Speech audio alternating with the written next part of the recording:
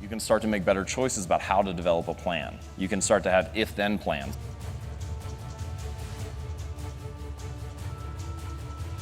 If you concentrate solely on your career, you can get a long way in your career. And I would say that that's a strategy that a minority of men preferentially do. That's all they do. They work like 70, 80 hours a week. They go flat out on their career. One way to think about it is just kind of basic math. Like if you just look at the numbers, if you were able to improve by 1% each day for an entire year, and those gains compound, you would end up 37 times better at the end of the year. And if you were to get 1% worse, you would whittle yourself almost all the way down to zero. You really have to stop comparing yourself in some ways to other people. And the reason for that is that the particularities of your life are so idiosyncratic that there isn't anyone really all that much like you, because the details of your life happen to matter. And so maybe you compare yourself to some rock star or something like that, and the person's rich and famous and glamorous and all that, but they're alcoholic and they use too much cocaine and they've had 3 divorces, and it's like, how the hell do you make sense out of that? Is that someone that you should judge yourself harshly against or not? Well, so just a quick story that I like that I feel like illustrates the point. So we're in the UK, and for many years the British cycling team was very mediocre. They had never won a Tour de France, even though the race had been around over 100 years. They had won, I think, a single gold medal back in 1908. And so they brought in this new performance director, 2003, 2004, and he believed in this concept that he called the aggregation of marginal gains. And so he described it as like the 1% improvement in all the areas related to cycling. And so they started by making 1% improvements that other teams were probably looking at too. Put slightly lighter tires on the bike. They had their riders wear these electrically heated overshorts to keep their legs warm so they could ride for longer. They had different biofeedback sensors that each rider would wear, and then they adjusted the programs to each individual. But again, competitive field, a lot of teams are doing that. So then they did a bunch of 1% changes that nobody else was thinking about. Like they hired a surgeon to come in and teach them how to wash their hands to reduce the risk of catching the cold or getting a flu. They split tested different types of massage gels to see which one led to the fastest form of muscle recovery.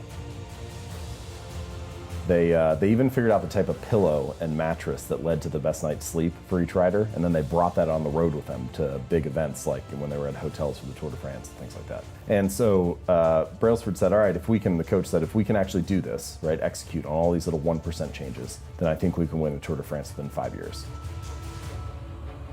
They're staking everything on the small probability of exceptional status in a narrow domain. But it's hard on them. They don't have a life. It's very difficult for them to have a family. They don't know how to take any leisure activity. Like they get very one-dimensional. Now, it may be that unidimensionality is the price you have to pay to be exceptional at one thing.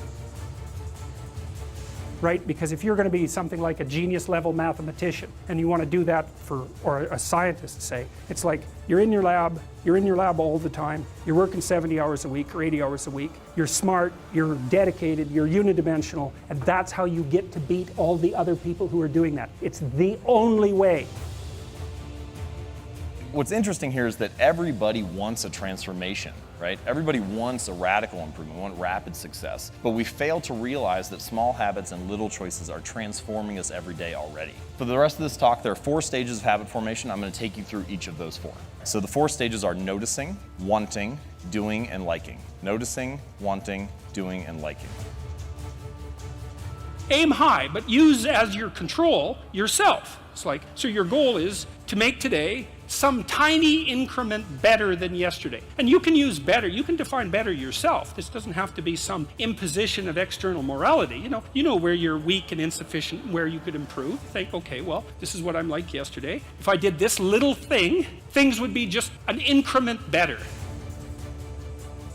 Many people think that they lack motivation when what they really lack is clarity. They think that they need to get more motivated, that they need willpower in order to execute on a habit. If I just felt like writing, if I just felt like meditating, if I felt like working out, then I would do it. But in fact, they don't have a plan for it, and so they wake up each day thinking, I wonder if I'll feel motivated to write today. I wonder if I'll feel motivated to work out today. But instead, you can take the decision making out of it by explicitly stating when, where, and how you want to implement the habit.